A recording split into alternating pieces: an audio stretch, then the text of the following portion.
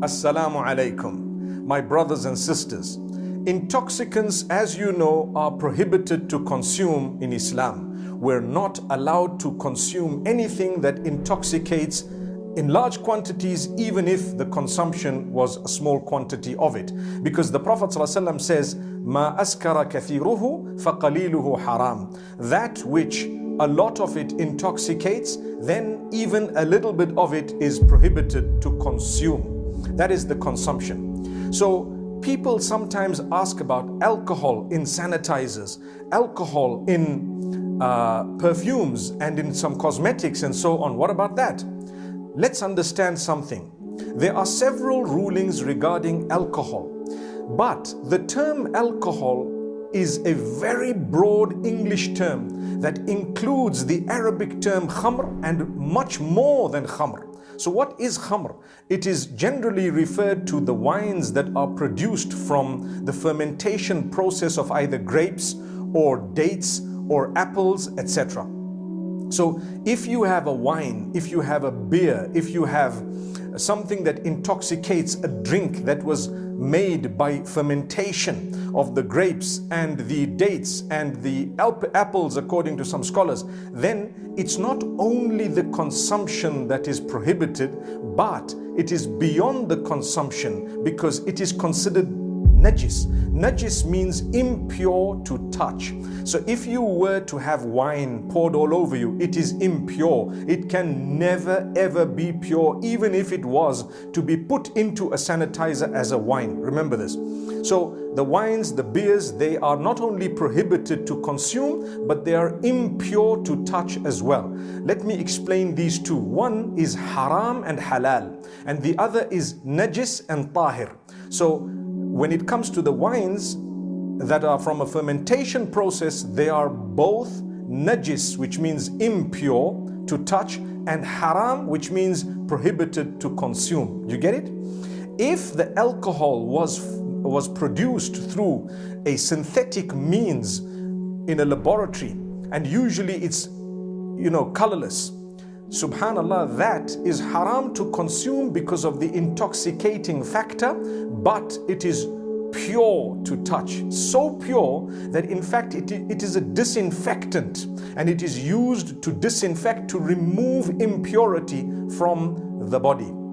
So it can never be halal to consume. But if it is fermented and from a fermentation process, then the chances are it will be najis as well. Unanimously, when it comes to grape and dates and even apples and so on, it is najis as well from the fermentation process. But if it is the lab process and the synthetic alcohol, where this alcohol actually drips down as a pure, liquid, pure meaning colorless, subhanallah, it is haram to consume because of the intoxicating factor. But it is not khamr. It is not khamr. It is alcohol, which is a term broader than the word khamr. So yes, because of its intoxicating factor, we won't consume it, but it is not najis, it is tahir. And this is why for many years I've always said that the alcohol in perfumes, there's no question about it being tahir. It's not najis because it's not the wines, it's not from a fermentation process. It is actually derived from a totally different means. And what we need to understand is nowadays they use it even in some cosmetics. And we know with the sanitizers today, people are arguing alcohol in sanitizers. It's not like they put beer in the sanitizer. It's not like they put wine in the sanitizer. No, if they did that, we would say don't ever use it. It's impure from an Islamic perspective. But this is alcohol that is beyond the process of the wines and the beers that are fermented. So I hope that clarifies it completely. It's quite simple to understand.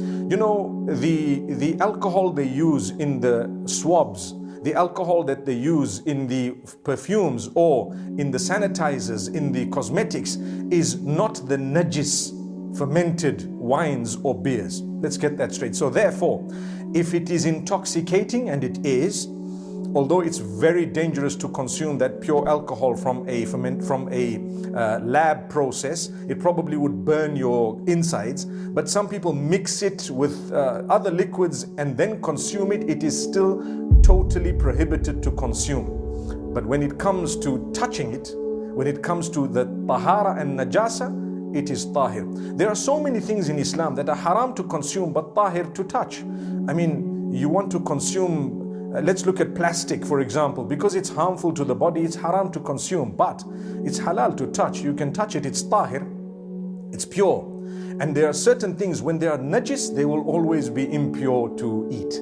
So when something is haram and najis, which means it's prohibited to consume and impure to touch, then its sale becomes prohibited, its transportation becomes prohibited, and various other to aid someone to actually consume it or use it or buy it or sell it would also be prohibited according to the majority of scholars. So I hope that clarifies the issue at hand. My brothers and sisters, don't mix the two up. One is tahara and najasa, which means purity and impurity to touch, and two is halal and haram when it comes to consumption. May Allah subhanahu wa ta'ala grant us ease. So, to conclude, sanitizers with alcohol are fine. They probably would render your hands clean and disinfect them. The same applies to alcohol swabs. The same applies to alcohol in perfumes. The same applies to alcohol in cosmetics. It is not the khamr and it is not that najis. It is not the najis wines or beers. And when it comes to that which was created from a fermentation process, the wines and the beers, then we would say that that is not only prohibited to consume because of the intoxicating factor, but it is also prohibited to touch. It would be considered impure if it were to be touched. Now, the last thing I want to actually also say, my beloved brothers and sisters, is when it comes to dead animals, for example, that is the consumption of it is obviously prohibited as carrion. And when it comes to the touching of it, you would be allowed to take the hide, the skin, and to tan it and to consider that hide pure. I hope we've understood this. So this is just something very interesting that I thought would be relevant right now with this whole debate going on, and people are saying, how could you have alcohol in sanitizers and then read salah? How could you have alcohol in your perfume and then read salah? And I heard someone say, well, the alcohol evaporates. Oh no, that's not part of the debate.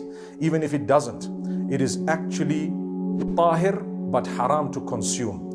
And I don't want to confuse you when it comes to the beers and the wines and that which was fermented. In that particular case, it is both haram as well as najis.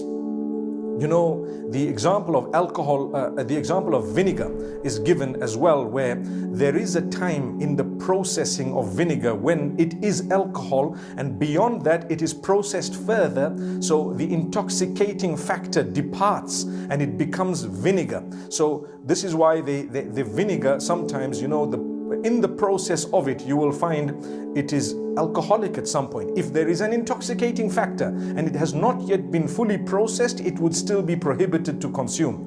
But if it has been processed to the next level, the vinegar, although it was alcohol at one stage, it actually becomes permissible to consume. And the Prophet ﷺ enjoyed it, ni'mal idamul khalla, as a condiment. He praised it and he says, what a great condiment is vinegar. May Allah subhanahu wa ta'ala bless you all. I hope you benefited, and I really don't mind people holding other opinions, but I thought I would clarify this, and I've been holding this opinion for the last 20 years, alhamdulillah. May Allah grant you guys ease.